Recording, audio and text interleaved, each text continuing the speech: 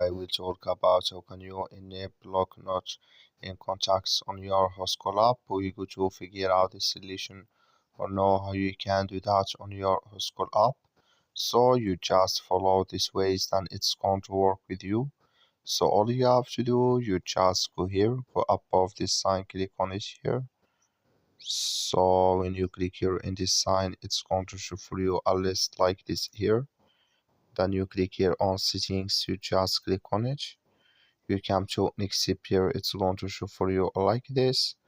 Then you go down here, just keep going down. So then you come here to check my block res here, just click on it. You come to next step here, then you come here to block not in contacts. Click in this sign. Like you see this color show for us, that's mean block not in contacts enable with us now.